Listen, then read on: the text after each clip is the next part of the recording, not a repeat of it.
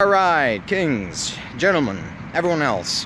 Welcome to yet another exciting episode of a guy who looks like Bill Lumbergh trying to shout over traffic. And today we're going to talk about the whole peace process in Turkey between Russia and Ukraine, which is supposed to bring the war in Ukraine to a close, or at least get a ceasefire going, and how it's an absolute fucking clown show. Now, to get the facts out of the way first, there is no fucking way, and there was never any fucking way this process would have resulted in peace or a ceasefire at any moment. So this is not, people are saying, oh, the negotiations failed. They did not fail because there was never any chance of them succeeding in the first place. The reason these negotiations were even taking place was because one of Ukraine's principal partners and allies, the United States of America, is currently being ruled by an insane, psychotic orange toddler and his coterie of yes-men, ass-lickers, and, otherwise spineless couch-fucking personages. And the thing is, for whatever reason, the criminal syndicate in charge of the United States of America has decided that this war has to end. We have to end this war. There's so much blood being spilled. Also, my boyfriend is in danger of losing badly, so we're gonna have to save him. It's really just America is being run by literal retards. That's all there is to it. Or they're foreign agents, or both. But in any case, because the Ukrainians would like to keep receiving American weapons and intelligence, right, they got to show good faith. So they're playing along with this. And of course, the Russians are delaying. Because they're not interested in peace. The Russians are not interested in peace. The Russians are interested in conquering Ukraine, right?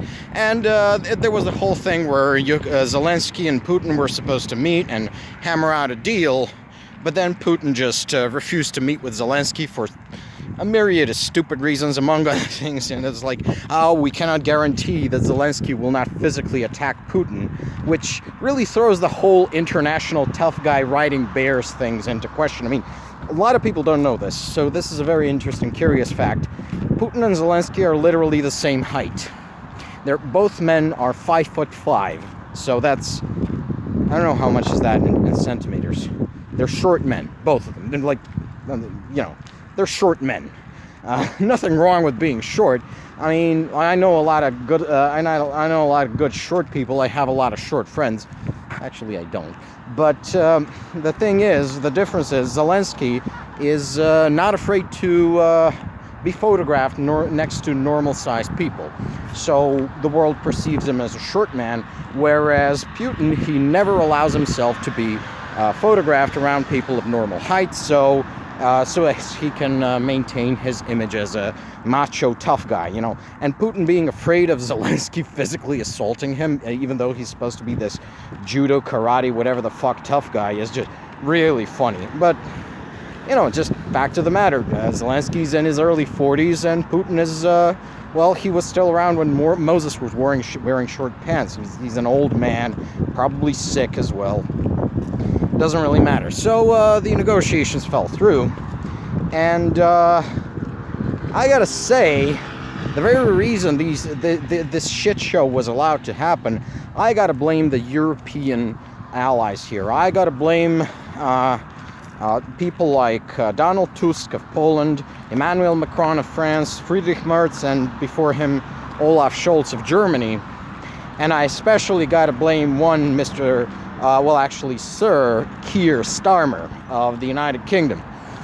You see, the thing is, these negotiations are only happening because the Europeans, A, failed to step up and fill the capability gaps left by American competency in Ukraine, and B, because led by Keir Starmer. So Keir Starmer is the main culprit here. The European governments decided to try and reason with the psychotic toddler.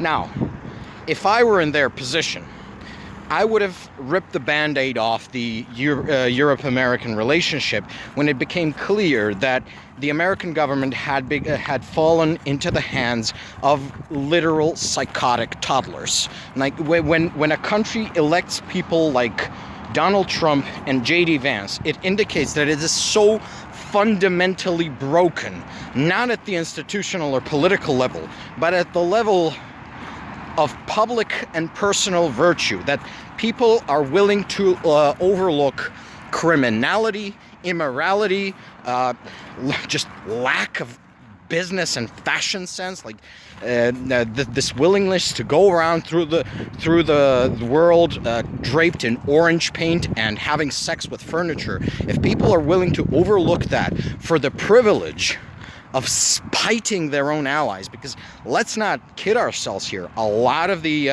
energy that went into the Trump campaign was explicitly resentment of Europeans, of people like me, of people like you. I mean, most of my audience is from Europe.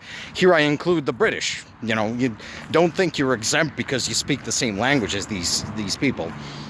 That America was willing to give in to this very low impulse of, you know, my civilizational brethren are our enemies. This should indicate that not only is, because that's the thing, people are saying, oh, Trump's going to pass. Yeah, Trump's going to pass. He's not going to just pass as in terms of term limitations or president. He's going to pass away pretty soon, and like all stools, he's going to be passed, you know, eventually. All turds end up in the ocean at some point. But this systemic problem where roughly half of America is willing to essentially cut its own legs off in order to spite Europeans or spite their fellow Americans who may be a little different from them, that's never going away. And you can't reason with that. You know, you can no more reason with Trump than you can reason with a lunatic from your local asylum. You go to your local asylum, you request a visitation with the worst of the schizophrenics. You convince them of something rational, then you come back to me. And, you know, we're going to talk about, let's reason with Trump. Trump cannot be reasoned with. That's the first thing. But even if he could be reasoned with, we have to understand that his ideology is essentially authoritarian, oligarchical, whatever the fuck, neo-reaction. He wants America to be like Russia, and he sees countries which are not like America and Russia, countries which are free, countries which do not poison their citizens for profit. You know, he sees them as a threat. He sees them as weak. You know, so even if he weren't this clownishly incompetent creature, he's also an evil and stupid and cruel creature who wants to run countries for profit and not the way countries are supposed to be run, as a means of securing the survival of the population, the health of the population. No, he's just this. So the Europeans, I don't know what the fuck is the attitude there. Is it a fear of change? Is it a lack of confidence in the continent's ability to rebuild itself? But there's like, oh no, we're gonna coddle this psychotic little shit, and we're going to dance to the tune he calls, because I don't know, maybe we can work with him. You know, it's the classic woman thing. Yeah, he's a multiple murderer and a rapist and a scam artist but I can change him.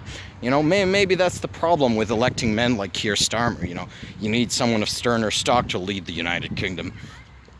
But that's really the reality of it. The reason for this shit show in Istanbul, the reason that we're having this, we have to go through this whole song and dance about, oh, well, see, it's the Russians that don't want peace. Well, of course we know the Russians don't want peace. They're the ones who started this war with the explicit aim of destroying Ukrainian nationhood and statehood, right? And now Donald Trump is like pretending that, oh, no, I stopped this war would have never started. Shut the fuck up, you literal fucking retard. Like, someone should shut him up. Like, someone should force a ball gag into his mouth and just weld it in there. Is it possible to weld plastic to flesh?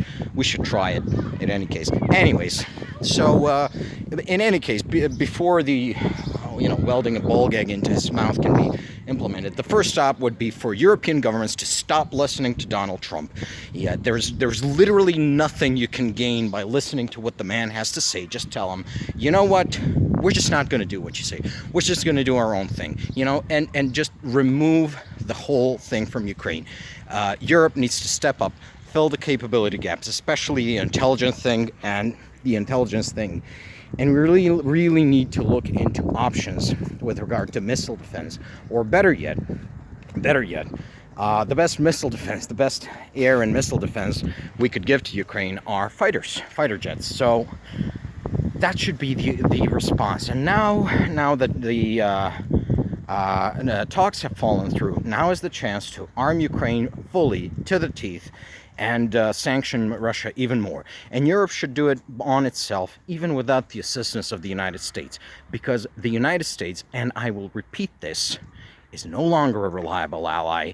And even if it were, even if it were capable of just rational acts, then it would take rational acts as an enemy of Europe, because that's what America is right now, an enemy of Europe. Get that into your stupid fucking heads. Thank you for coming to my TED Talk.